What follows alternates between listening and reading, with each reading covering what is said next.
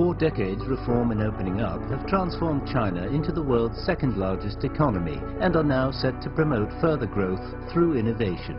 With a rapidly changing population, what role will shifting demographics play in the innovation race? Both Shanghai and Beijing implemented population caps last year. Shanghai plans to limit the population to 25 million and Beijing to 23 million. Is this kind of population control policy sustainable for big cities? According to data from the National Bureau of Statistics, the birth rate for 2017 was just over 17 million, more than 500,000 less than 2016. Why the drop, especially after the introduction of the two-child policy? The low birth rate could create a great burden on society because of the aging population. It is estimated China could have more than 400 million people over age 60 by 2050.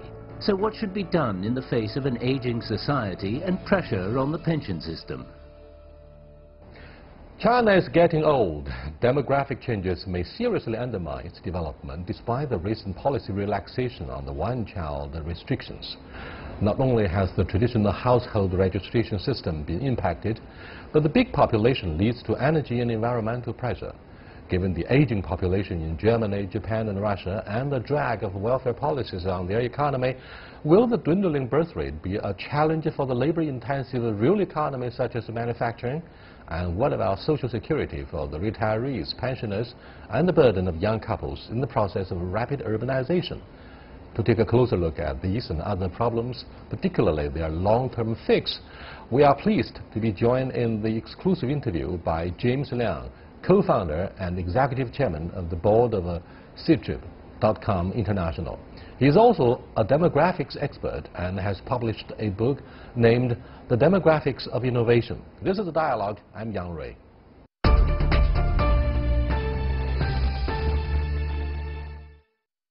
Welcome to Dialogue, James. It's a pleasure. I'm a little bit confused as to why you call your new book Demographics and Innovation. Is there any real relationship between these two concepts, innovation and demographics? Well, yeah, that's the point of the book. They are very much closely related. Well, if you look at innovation, the ultimate successful factor is human resource. And there are two dimensions of the human resource. One is quantity and one is quality. Quality, we usually talk about education, but quantity is also just as important. So that's why this book is examining various aspects of the relationships between demographics and innovation. We are all clearly aware that India is catching up very quickly in terms of their population growth, and therefore a lot in China and outside this country point out, look, the issue of demographics is one of greater urgency for a country which is known for at least 3 decades for its labor-intensive manufacturing. If we have the labor shortage, what's going to be the way out? Are we going to find a way out of the middle-income trap, given the population that is fast getting old? Well, the labor force size issue is not a big issue because we have all this automation, and when you upgrade the economy to be an innovation-driven economy, you can actually outsource most of the labor-intensive tasks to other countries. And when the country, like in China did today, at the stage of moving to upper-income country, it's the innovation that's going to be the critical success factor. But demographics is often underappreciated by most economists. That demographics is still is probably one of the most important successful factors for innovations for several reasons. One is the market size matters. You know, the bigger market, you have more money to be invested in R&D. You know, like C-Trip, you know, we can hire thousands of people doing R&D. If you're a smaller market in the online travel market, for example, in Japan, online travel company probably can only hire a few hundred people, but we can hire thousands of people. So we can do a better job of servicing the customer, have better technology, and we can aggressively pursue the globalization and markets even outside of China. So size really matters, especially for the innovation-driven economy and internet economies. But also, the age structure also matters. So you have a younger workforce, and more younger people will be entrepreneurial and innovative. And that will be really helpful for when a company moving up to the ladder of innovation and moving to an innovation-driven country. Only these two reasons? What kind of inspirations or lessons can we draw from an aging society such as Germany, Russia, and Japan? As I mentioned in the lead-in, these countries face the immediate embarrassing problem of an older population. Are we going to follow their suit? Well, Germany and Japan are slightly different. Germany actually can attract a lot of immigration. So up to 1 million Muslims have been accepted by Chancellor Angela Merkel. That was that's the most recent. But in the last decades, they attract a lot of people from other European countries.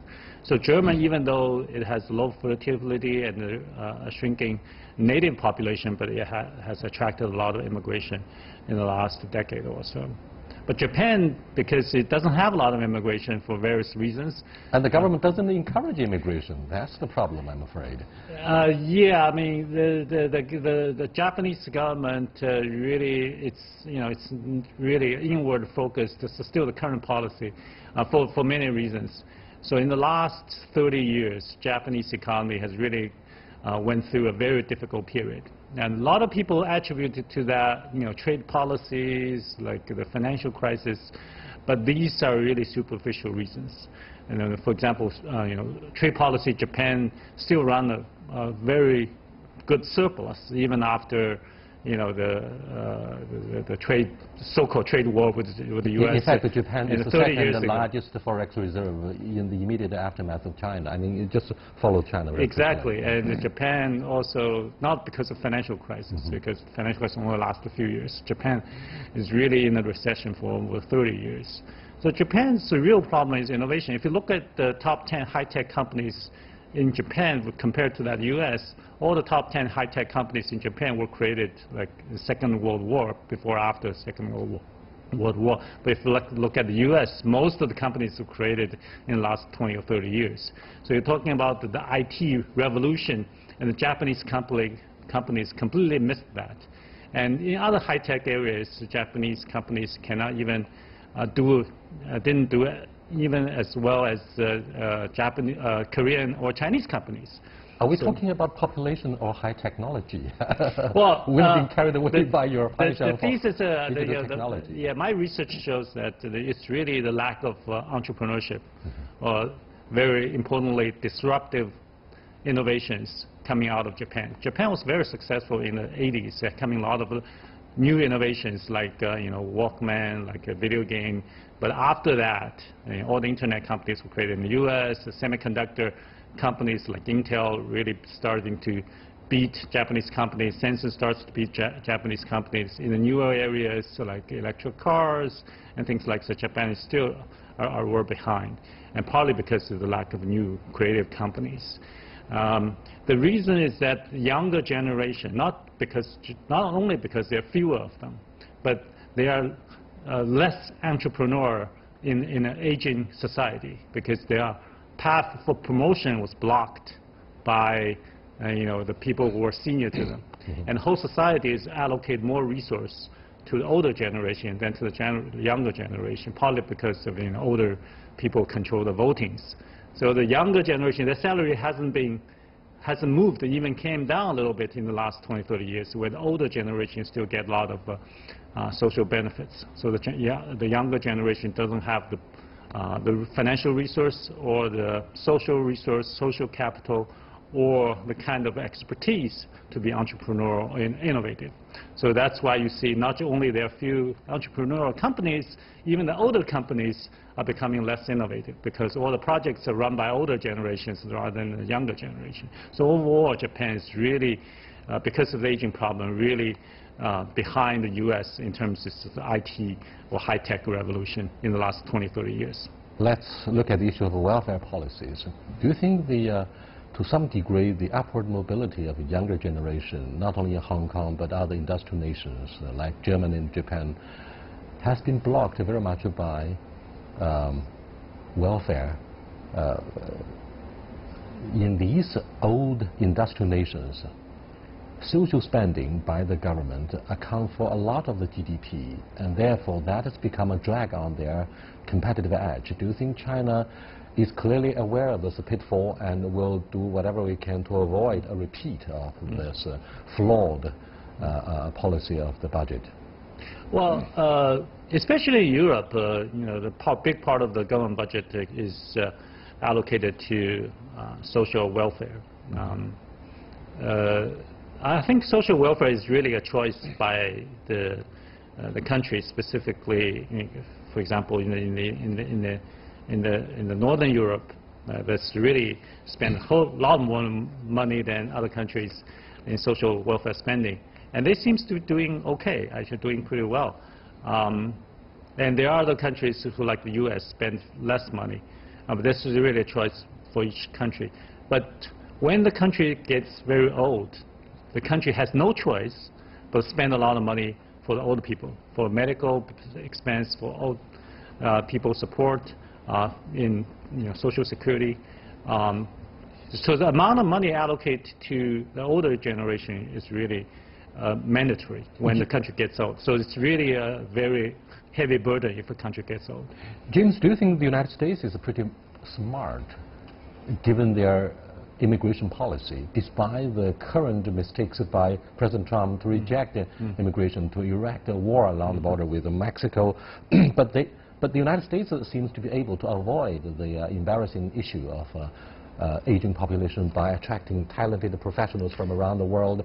Now, come back to examine China.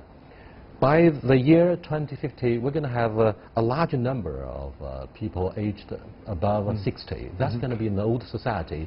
Do you think automation, other than the issue of AI or automation, we can also adopt the policy of immigration? So far, China has refused to adopt this encouraging policy in an age of flow of labor resources across the traditional border of nation states.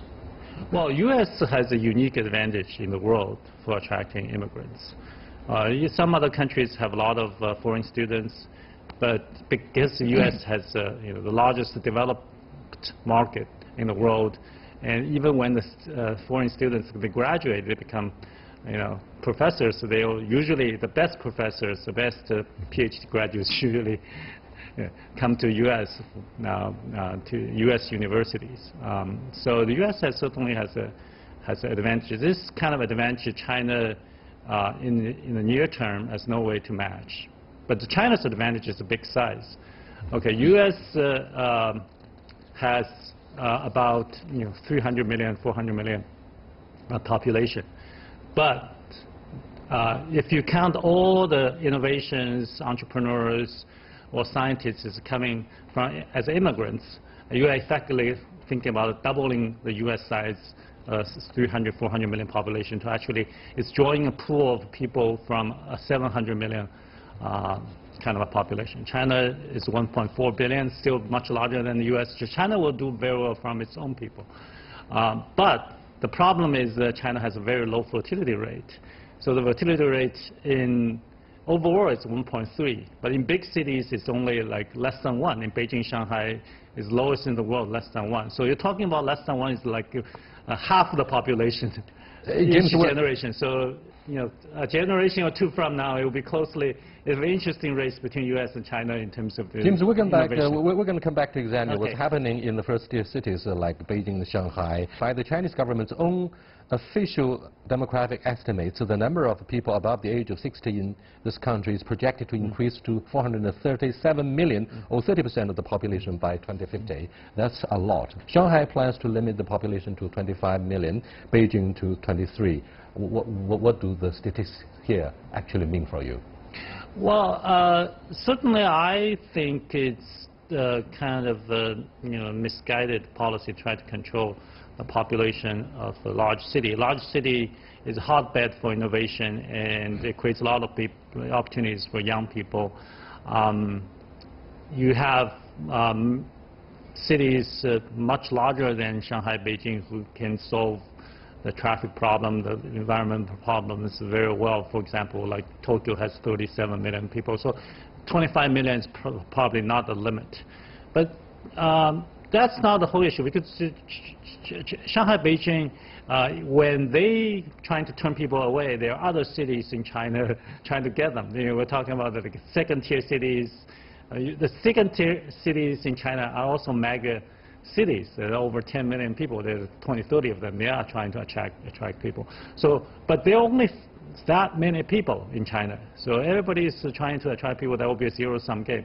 The problem in China is that, like, in 20 or 30 years from now, we are going to see the shrinking overall pool of young people. So that's actually a much more important problem to the total size of the young people. Thank you so much. You are watching Dialogue with James Liang. We are discussing the issue of population and also innovation. It's a very interesting topic about the relationship between the two. We'll come back to look at other more challenging issues concerning the future of China. Stay with us. We'll be right back after this short break.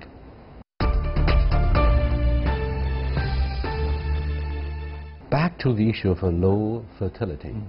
You've been talking about this since the very beginning of our discussion here. You called for strong and high fertility rate. What did you mean?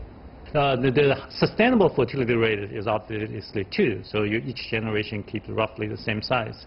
But most developed countries have a fertility less than 2, so each generation shrink by some percentage. And Japan is one of the most seriously aging countries, where the fertility rate is only 1.4, and each generation is shrinking by about 30%, which creates a huge problem for Japan in the last 20, 30 years. But China is actually having a lower fertility rate, especially in the cities. Overall, China is about 1.3, about the same as Japan, but in the cities, less than 1. So each generation, you're talking about only half the size of the previous generation. That's going to create a top-heavy, reverse pyramid kind of a demographic structure, a huge aging problem, a huge problem for old age support, for the financial burden for the government. But also, it will hurt very badly in innovation. So that's the problem that China is trying to solve. And there's a lot of success story of government raising the fertility. And it looks like the government needs to put a lot of money and resource to raise the fertility back to the normal level. And China probably is going that way.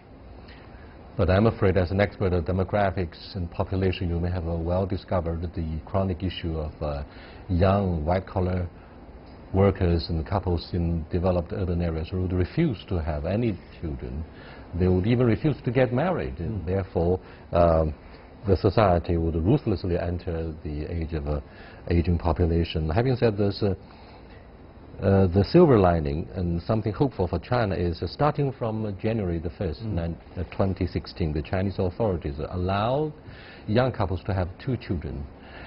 That's radically different from the one-child policy or the draconian family planning policy that we have adopted for decades since it opened up 4 decades ago.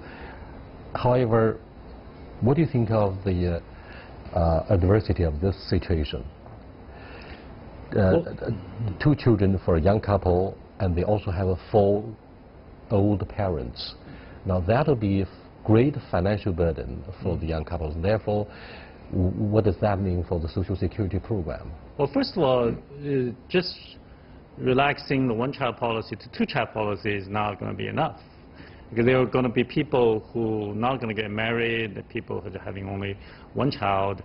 And then so you need people who have 3 or 4 children to compensate for that, to have a normal average fertility of 2. And just as said, because raising a kid is getting so much more expensive for this generation, and naturally, without any extra incentive, people are not going to have 2 children. Look at the experience for other countries having to spend massive amount of money, incentivize people to have more than 2 children. You're talking about 2 to 5% of the GDP, which is a huge number.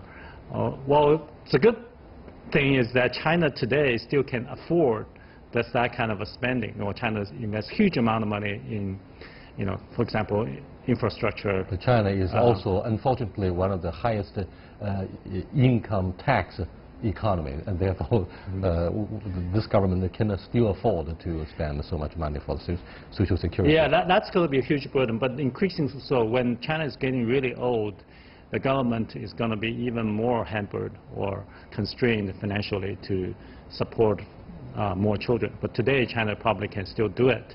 So it's a kind of urgent matter. China needs to act quickly to spend a lot more money to encourage people to have more children. Taking Russia as an example, President Putin must have done a lot to provide the policy incentives to encourage young couples to have more than one child, and yet look at the birth rate in that poor economy. It's a fertile attempt by the Russian Federation. Well, actually, Japan recently, their fertility has gone up a little bit because of the rather rich financial incentive that the government gives. So it has an effect, but it takes a lot of money. The lesson is that Scandinavian countries, a lot of money for family support. Their fertility rate has been going up and remain pretty high. So there are some success stories, but it takes a lot of money. Okay, let's look at the issue of agricultural production and whether we're going to have enough food to feed the sizable population of 1.4 billion.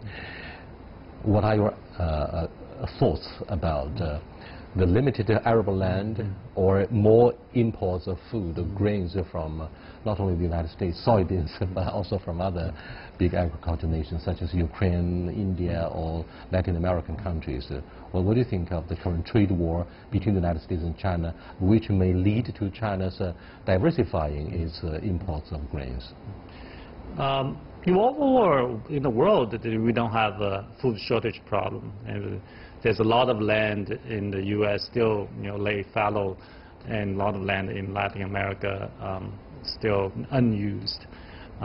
China's self-sufficient rate is actually pretty high. You're talking about like 80%, 90% range. And China has already built, I don't know, 1 year, 2 year of supply warehouse. This is around China in case there's something unexpected happen.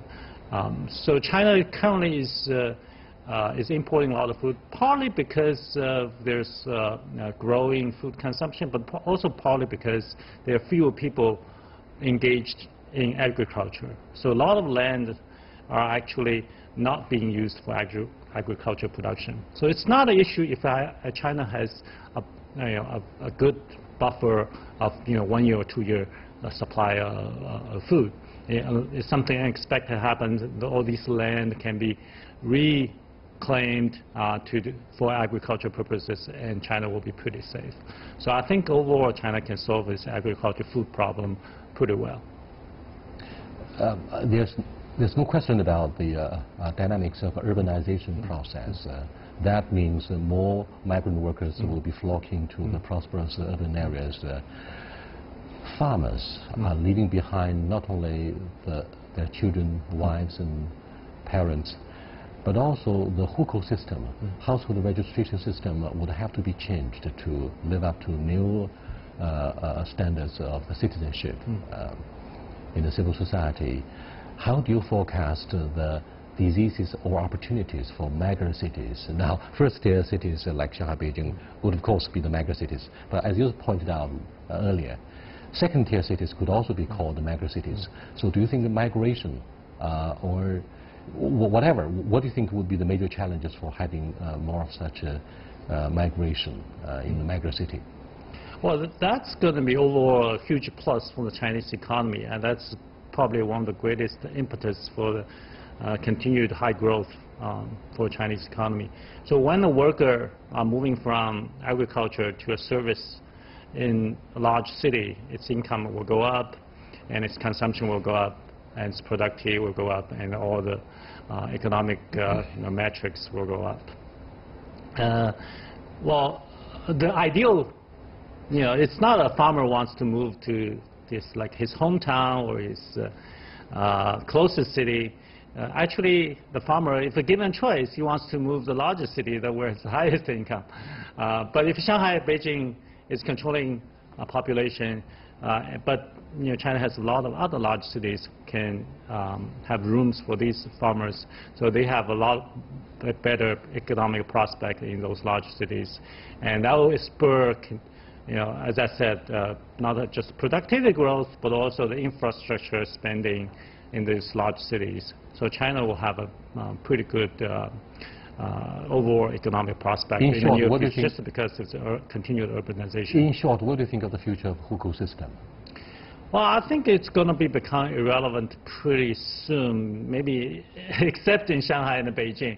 So now the threshold is becoming, if you have a 3-year college degree, which I think is probably 60% of the population already have one. Well, in the future, you have even lower threshold, because in the large cities, you not only need knowledge workers, but also need low-level service workers to service these knowledge workers. For example, drivers, security, waiter, waitress. So you need those low-end service people as well to lower the overall cost of living in those large cities, as well as boosting the income of these migrant workers. And therefore, we keep our fingers crossed not to have any more massive eviction of the migrant workers from underdeveloped areas, like what happened a few months ago in Beijing at the height of the severe winter. That's indeed something very embarrassing. That has embarrassed most of the middle-class families here in Beijing. Thanks to the media supervision, that is being prevented just in time. I'll see you next time. Goodbye.